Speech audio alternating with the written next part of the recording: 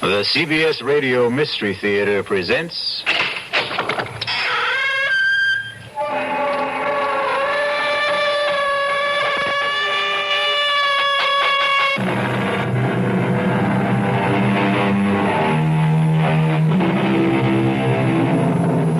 Come in.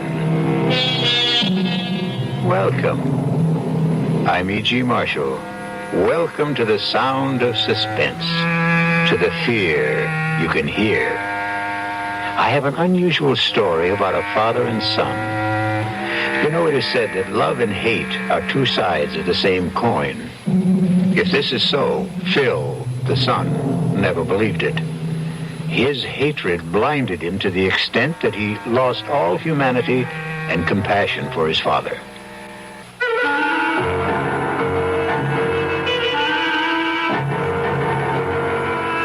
Our mystery drama, Accounts Receivable, was especially written for the Radio Mystery Theater by Sidney Sloan and stars William Prince. I'll be back shortly with Act One.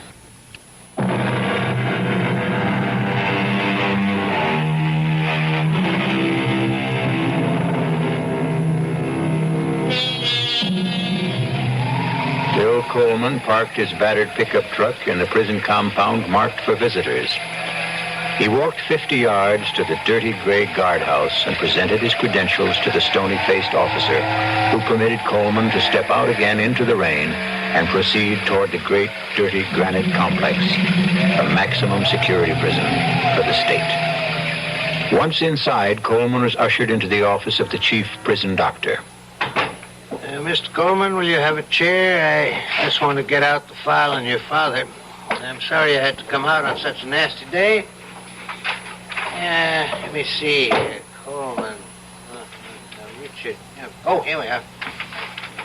I don't really need to look at the file on Rich Coleman. I almost know it by heart. Caught in a police trap after being at large for 12 days after the payroll robbery at the Sphinx Tool and Die Company plant. Both his accomplices, Buddy Mayer and Mickey Montross, killed running from the police, and their share of the robbery recovered. Only your father held out, denying that he had any part of the money. Please, Doctor. I know the story. Yeah, I suppose you do. Do you think he hid his share somewhere before the police got him? I don't know any more than you do. $106,000. Your father was quite a celebrity all over the papers, TV, radio. Nobody talked of anything else at the time. He was something of a folk hero. Gunman? Bank robber?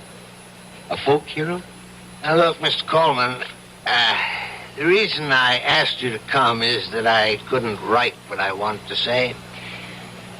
I discussed the matter with the warden, and he approved of my plan. He will cooperate, and with his help, it won't be too difficult to obtain a parole. Parole? He's coming out? He's had a serious heart attack. It's his third. Now, the parole can be arranged for humane reasons, etc. There's only one catch. The warden will go along with this if you will assume responsibility. No. He's a sick old man. No. But if you won't take him, he'll die here. Let him die. How long is it since you've seen him? I went to his trial. I took my mother.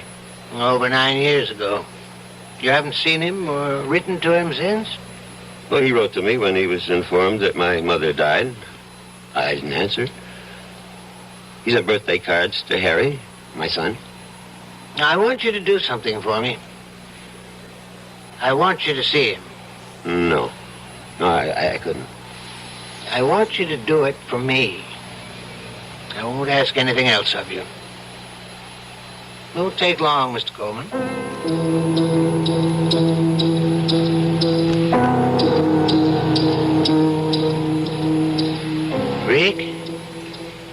Rick? Think you can wake up a bit and talk? Yeah. Oh, it's you, Doc. What do you want? I brought someone to see you, Rick. Hello? Rick? Who is it? It's your son, Rick. He's come to see you. Phil? You? Yeah? Yeah, Rick. How are you feeling? I feel fine. I've been a little under the weather. How's the kid? Oh, Harry's fine. He's going to school. Fine. And Nina, how's she? I only saw her that one time at the trial. Oh, she's okay. She's getting on. Hey, Phil, I wonder if, when you get back, you send me a picture of Harry. Oh, yeah. I guess so. I'd appreciate that. Sure. Sure, I'll send you pictures. Swell. Only, Phil, if you don't mind, I'd like to have my grandson send it.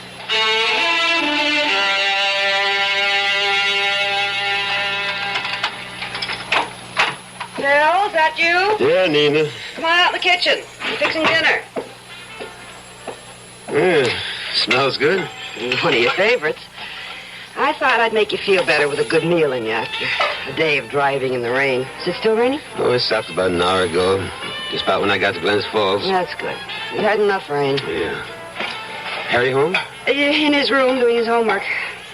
But with that radio going? He says he concentrates better. Ames call? Yeah, twice. About 30 minutes ago. He seemed angry. That's too damn bad. I wish you and him got along. It'd make it so much easier. He never does his share of the work at this station. If he has to go out and pump a tank of gas, you'd think the world was coming to an end. He hardly gets his hands dirty. Well, now, you knew he didn't know anything about the gas station business, Phil. Okay, I needed his money, but I can't carry him on my back. I gotta buy him out. Well, ain't you gonna ask me? I know you'll get around to it in your own time. I saw him. Talked to him.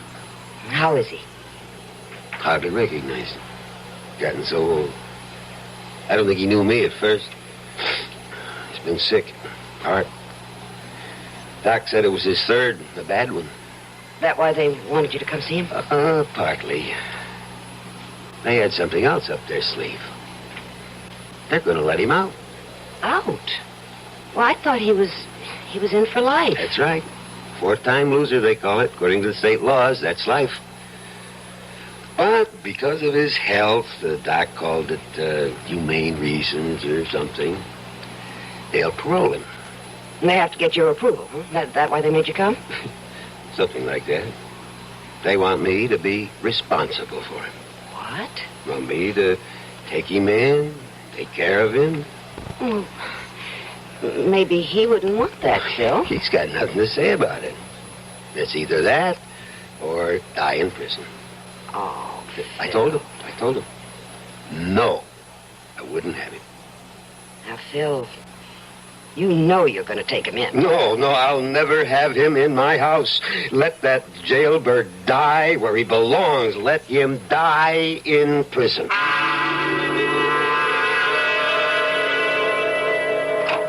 Had this hot tip in the 7th, so I... Sketch! Just a minute, Lou. Can't you see I'm busy, Coleman? Anyway, so what happens? I plunge. I put 20 on his nose. Skitch, cut it short, will you? I want to talk to you. Lou, I'm sorry. I'll have to continue this later.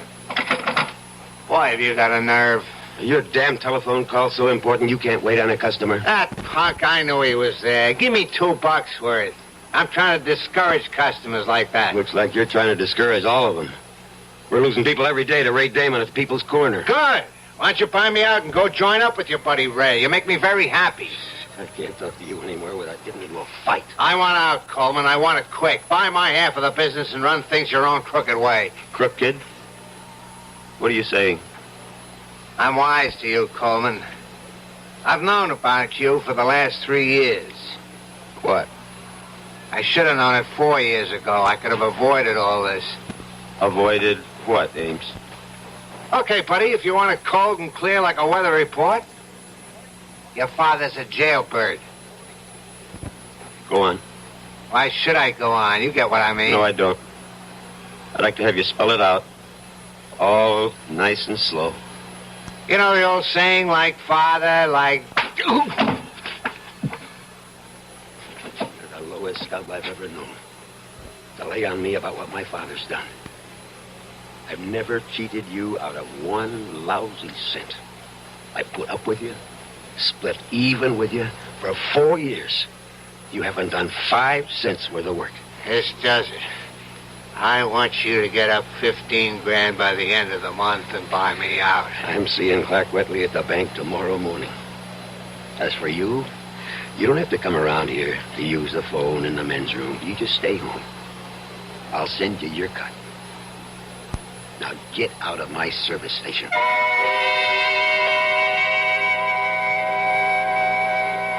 Hello, Mr. Wetley. I want you to excuse me for calling you at home after business hours. Well, you see, I can't make it down to the bank during the day. I've been trying for over a week. I'm kind of short-handed. Weems? Oh, well, that's why I'm calling you. I want to buy him out. You see, it's a good business for one owner, but when you divide it in two... What I'm trying to say is I'm going to need a big loan from the bank. 15. Yeah, that's what he wants for his share. Well, he won't take less than that. Yeah, I know it's tough trying to do this over the phone. Maybe tomorrow morning. Oh, thanks. I appreciate that. Well, how'd he sound? Oh, I don't know. That's a lot I'm asking for. Phil, suppose you can't get the money. What can Ames do? He called me on the phone at the station today. He says he's talking to his lawyer. And if I can't make it, he says he can force a sale of the property and a division of the proceeds. You know what that would amount to after we paid off the 5 grand loan to the bank and legal fees?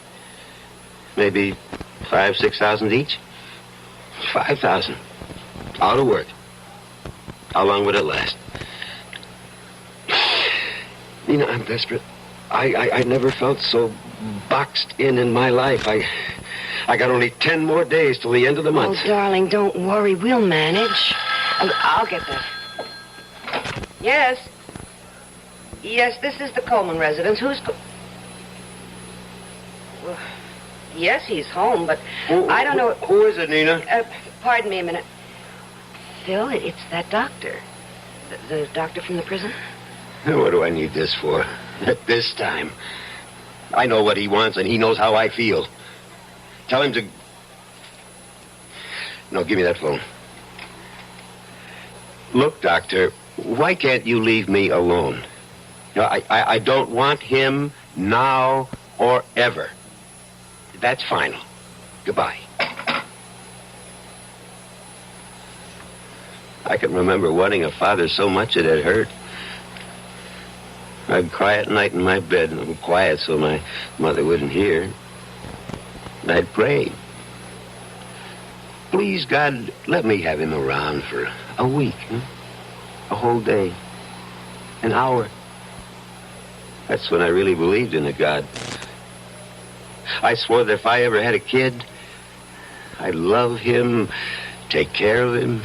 Clean and honest like his father.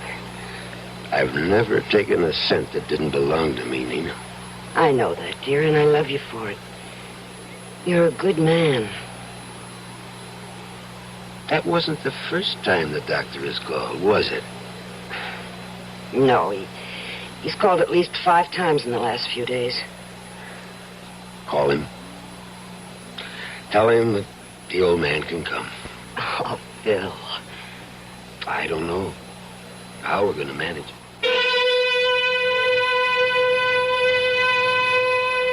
And so Phil Coleman yields to the pressure around him to accept his father into his home. The barrier of hate he has built up, however, will not dissolve. We'll return shortly with Act 2.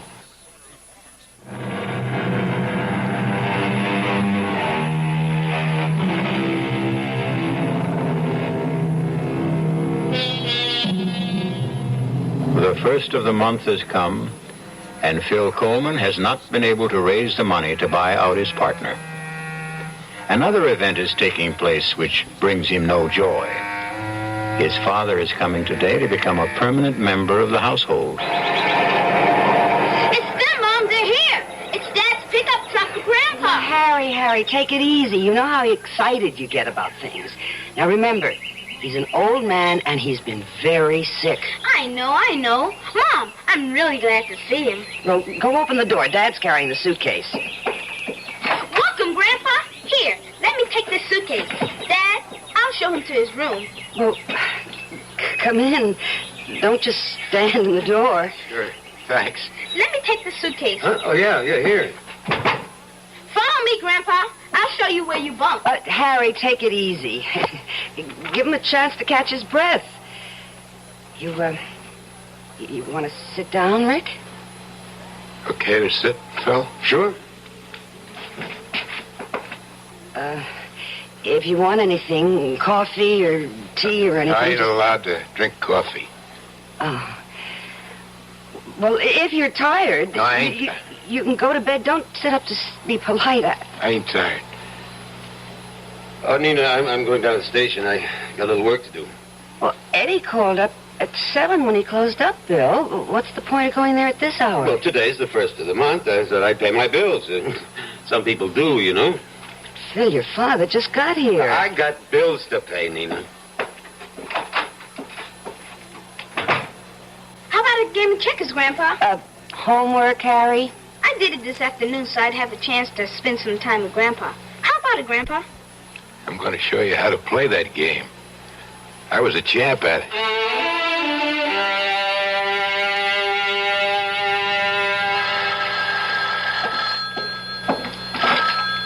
Coleman Service Station. Oh, Mr. Wetley. Yeah, I called the bank earlier, but they said you was busy. Yeah. Well, it's getting kind of urgent. You see, I told Ames I'd be able to settle matters with him around the 1st of the month. It's the 11th already. He calls me every day. Mr. Wetley, I'm desperate. I gotta get that loan. What? Well, when can you let me know? Well, couldn't you make it sooner? Okay, Mr. Wetley. I know you're doing your best for me. Pardon me, Mr. Wetley. Someone wants gas. Please call me as soon as you know. Thanks. Goodbye. Coming. Oh, I'm sorry to keep you. This the way you do business, Coleman? You're going to run this joint into the ground in 3 months. Oh, I'm sorry, but Eddie's out to lunch or something. Skitch. Mr. Ames to you, Coleman. Fill her up. Sure. Reason I dropped by, Coleman, my lawyer's drawing up papers to dissolve our partnership and... Well, I was just talking to the bank when you drove in. Good. When are you getting the cash? Soon. What does that mean? Either you're going to get it or you ain't. Don't try stalling me with soon. You said you'd have it before the end of last month. You know what the date is today? I'm doing my best. It ain't good enough. Hey, give me a little time. Now, you'll get your 15 grand. I'll give you another week. Thanks, Ames. You know why I think you're going to be able to come up with the money? Your old man is living with you now. What the hell are you driving at? Everybody knows he's got over 100,000 stashed away from that job he did about 10 years ago. You fat pig! I'll pull you out of that car. Oh, my God, you're choking me! Okay. Now get out of here.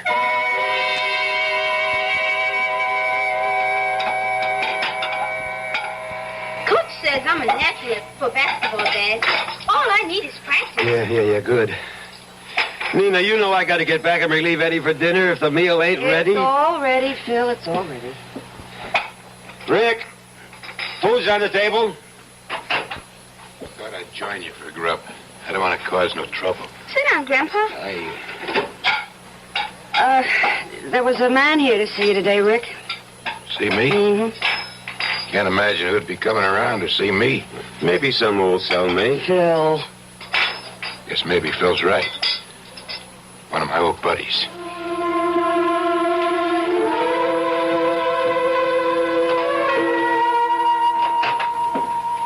Yes, sir. What can I do for you? Mr. Coleman, Yeah. Sorry to bother you during business hours, but it seemed like the best time to talk to you alone. Oh, my card. Herbert, McCauley, Crandler, Nepping, International Insurance. I'm an insurance detective. Let me explain. When a big job is pulled, maybe 100, 200 grand, even bigger, the insurance companies have to fork over the money to the people who have insurance to cover such things. The money that isn't recovered, that is. You get me? Yeah. But what you don't know is the insurance companies never give up. They'll follow a man right into his grave to get back the stolen cash. Take your father's case, for example. I don't want to go into it. I know all about it. It might be worth your while to talk to me. 10% of $106,000 is a lot of green. 106,000 was your father's cut of the heist. And that's the amount still missing from the Sphinx Tool and Die Company hold-up 10 years ago. But on trial, he said he never got his share, that his buddies cheated him. Ah, bunk. The jury didn't believe him then, and I don't believe him now. He's got it. But he'll never be able to spend a buck of it. We've been after him for 10 years already, and that ain't nothing. We kept after a guy for 20 years and finally got the money back. Happened before I got in the company. They caught the guy digging up a big glass bottle stuffed with moldy old bills. And here's the laugh. The bills were the big old size, printed before they changed over to the small ones. He couldn't have spent the money. It was out of date. Yeah, I'm a busy man, Mr. Yeah, Macaulay. I was over to your house yesterday to talk to Rick, but I figured it'd be better talking to you. Oh, so that was you. Look, I'm short-handed here. You're keeping me... I guess you didn't hear what I said a moment ago. You could get 10% of 106 grand just for helping me get the money back from your father.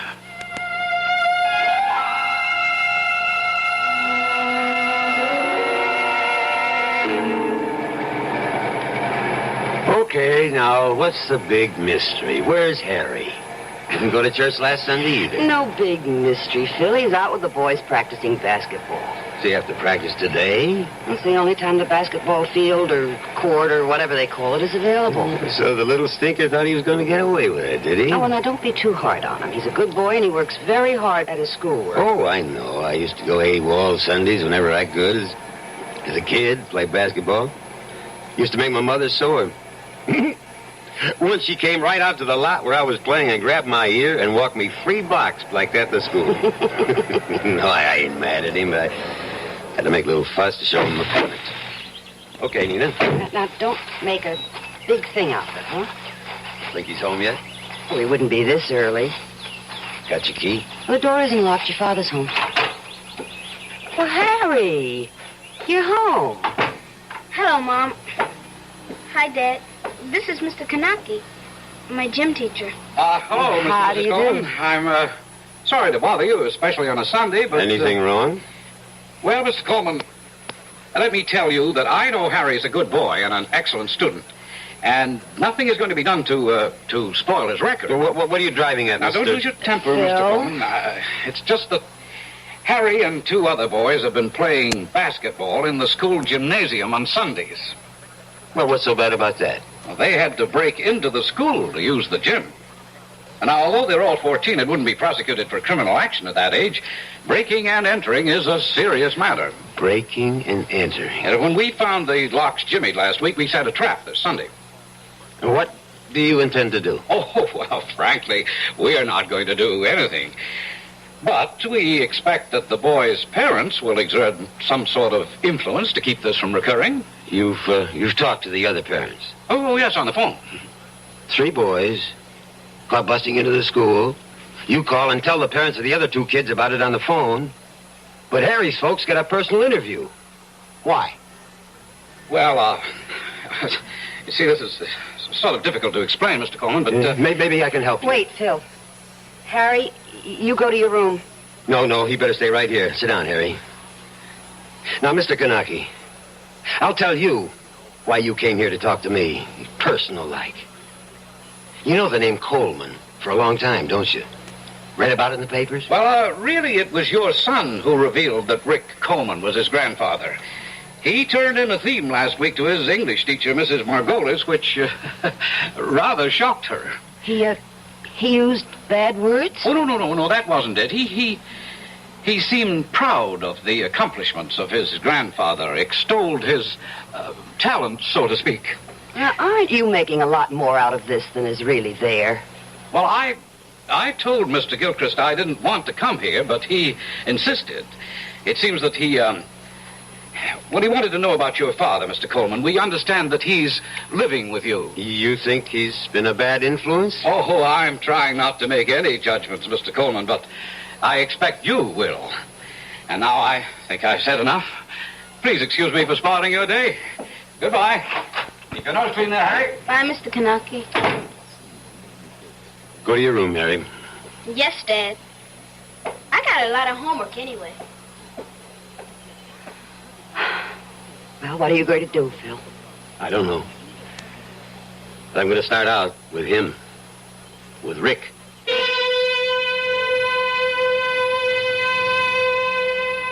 In Phil's mind, his father's influence was spreading like some evil disease. Now even young Harry was infected. But what he neglected to notice was the change in his own character. We'll be back shortly with Act 3.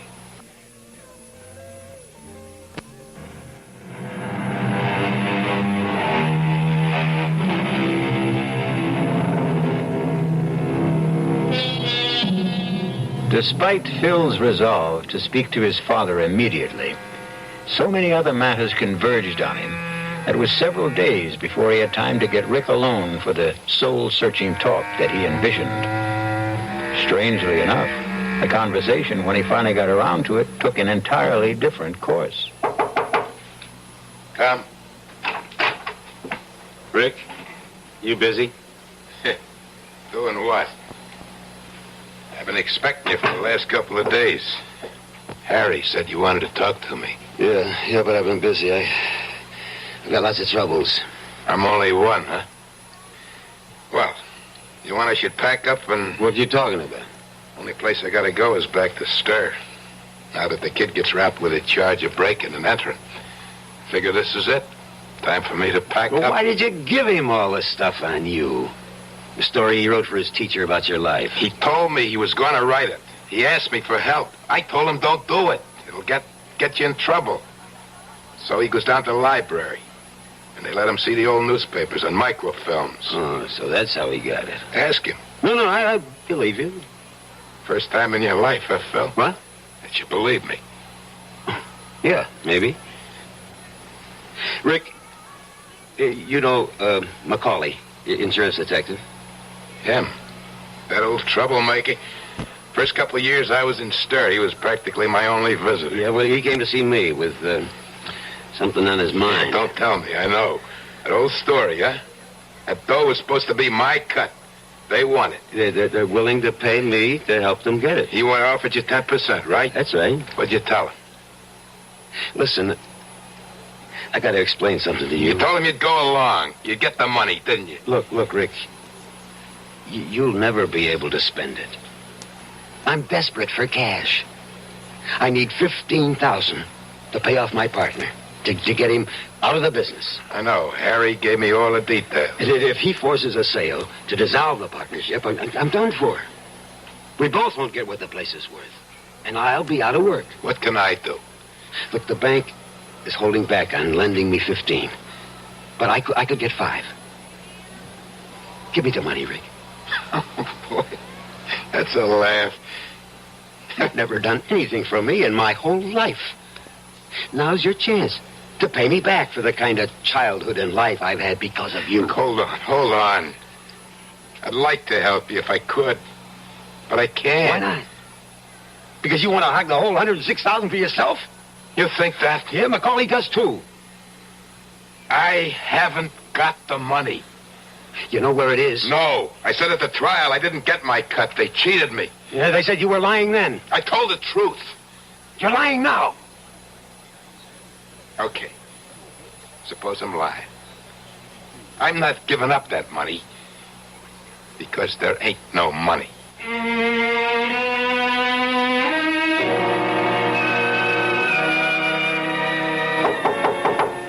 Yeah? Busy? Dad? Come on in. I didn't want to bother you, Harry, if you're doing your homework. Nearly finished. You want to talk to me? Yeah. Yeah, Mom's in the kitchen doing the dishes. I thought this would be the best time to talk to you alone. If it's about that trouble. You know the Sunday basketball business? Don't worry. I had a long talk with Mr. Gilchrist, and he's going to forget the whole matter. Also, in spite of the fact that Mrs. Margolis didn't like the subject matter of the theme, she gave me an A- for effort and research. Yeah? Yeah, that's good. I won't make stupid mistakes like that again, Dad. You can bet on it. Yeah. Look, what about Rick? What do you mean? Well, where does he go when he goes out? He hardly ever goes out. He sits around in his room most of the time. I asked him about it. You know something? He's been locked up for so long in a jail cell that he isn't used to having any freedom. He told me he doesn't feel safe outside. How do you like that? But when he does go out, where does he go? Once a month, he has to report to his parole officer. The office is over on Dean Street. I walked over there with him once. He wanted my company. Well, any other time? I mean, does he go out maybe when you're in school or nobody's home? You know, slip out, kind of secret-like? Why would he do that, Dad? Well, I'm just asking. You know, I'm responsible for him. I know, but you don't have to worry about Grandpa. He told me he doesn't want any more trouble in his life. He's a sick old man. Yeah. You're right. One thing, it's bothered him when he sort of let it slip out one time when we were talking. It bothered me, too. What was that? About the money? What money? Oh, you mean the money they think is hidden? He doesn't have the money. He never had it. Yeah, that's what he told me. You don't believe him? Well, let's forget I ever brought it up, huh? If Rick convinced you, that's all that counts. That's what I was trying to tell you. That bothers him. You and Mom, you both call him Rick. Yeah? He's your father. Couldn't you... What do you want me to call him? Daddy? No, not that way. But just once, be nice to him. Make him feel like he belongs. Rick never done anything in his life for me.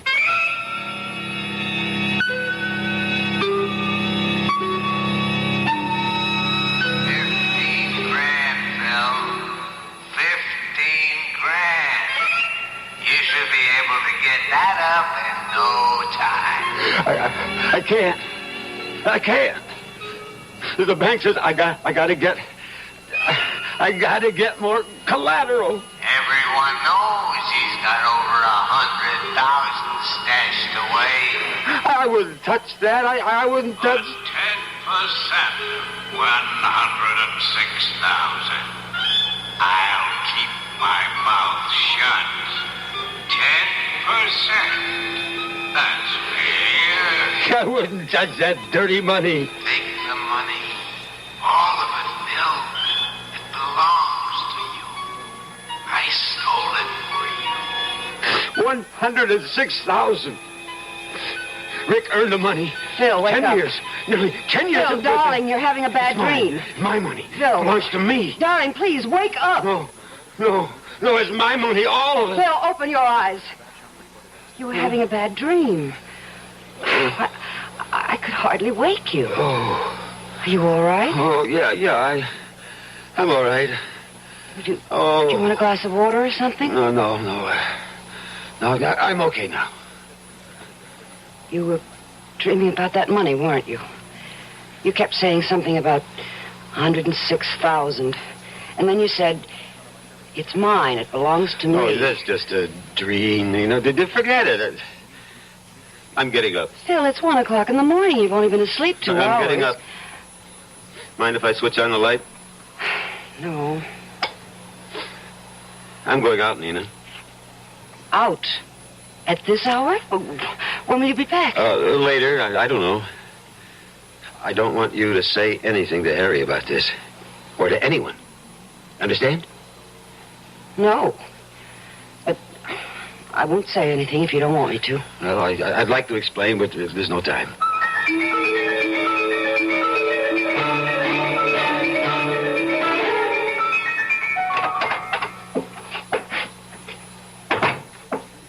Rick? Rick, wake up. Yeah? Who is It's me, Rick. Get up. What's the I'll matter? turn the light on. What's going on? Get your clothes on, Rick. What time is it? It's the middle of the night. Get your clothes on. Yeah, sure, fellas, sure. You say so. Come on, hurry up. Get dressed. Sure. But I don't get it. But I do. What? What you owe me. Oh. Oh, you mean for room and board? Oh, sure. Look, Rick, I don't want to play games with you. I want the money that you hid away for 10 years. You owe it to me, and I need it. You really think I got it? You really think I got it? I will... Get up! Get up! Don't you laugh at me. Don't you ever laugh at me. I wasn't. It just struck me that you believe I got that loot stashed away someplace, just like everybody else. That's right. And I want it. Now, you and me are going to go where that money is. Phil, tonight. I swear I ain't got it. I never had it. Get up. Come on, get up. I told you the truth, Phil. You never told the truth in your whole rotten life. But you're going to come clean with me now, Rick. We're going out tonight, and we're going to get that money. All of it. Phil, you're acting crazy. It's mine. That money. You owe it to me. It's kind of like what they call accounts receivable. It can't work, Phil. It can't work. Why not? Because there ain't no money. There never was. I never got any cut. Rick, you all right? Yeah, just fine. Well? Okay. Let's go. You win.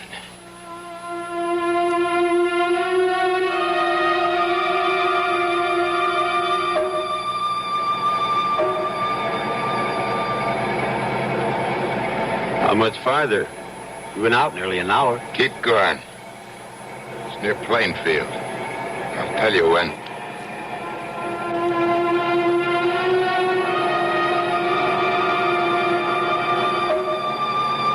We're 5 miles past Plainfield. It's near here.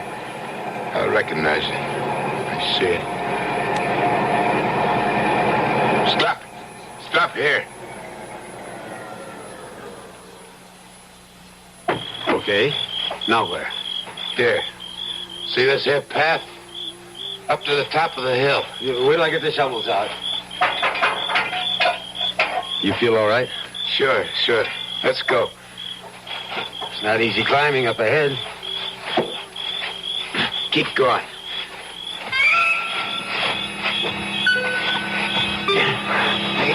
Keep going.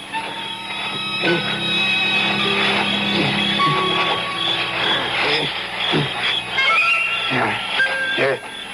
This is it. Here, start digging.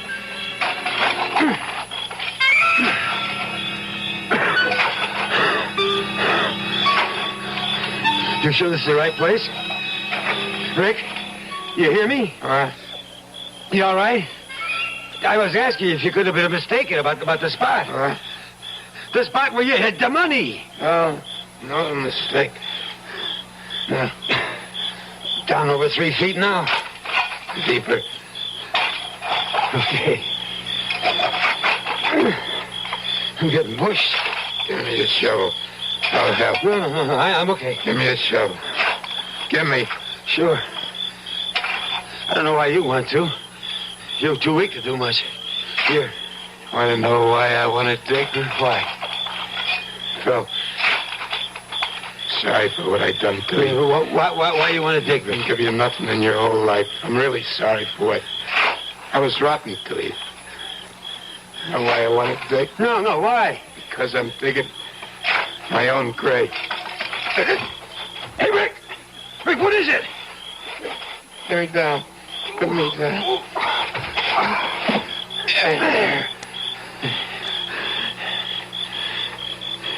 ain't no money, Phil. Not a damn cent. No dough. I was telling the truth once in my life, and nobody believed me. Okay. I believe you. No, take it easy. You're going to be okay. No. No. Why'd you want to go through with this whole digging business if you knew it wasn't there? I wanted to show you what wanting money can do even to an honest Joe like you. Now maybe you can understand the kind of mug your father was. Oh, Rick. Rick, listen.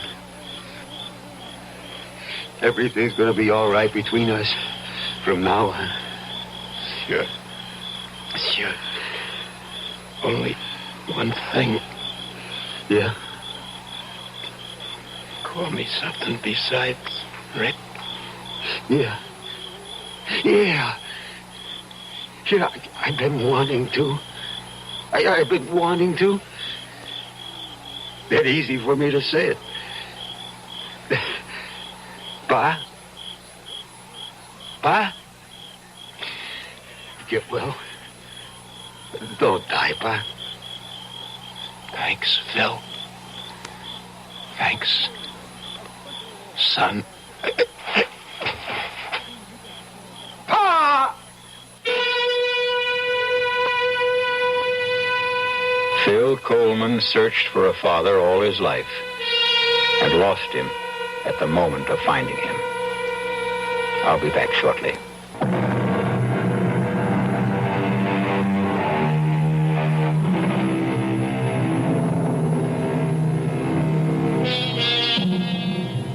The other side of the coin was revealed to Phil too late. But in his heart was a new understanding of his father, of his son, and the meaning of love. Our cast included William Prince, Joseph Julian, Ralph Carter, Joan Lovejoy, Robert Dryden, and Ian Martin. The entire production was under the direction of Hyman Brown. This is E.G. Marshall inviting you to return to our Mystery Theater for another adventure in the macabre. Until next time, pleasant dreams.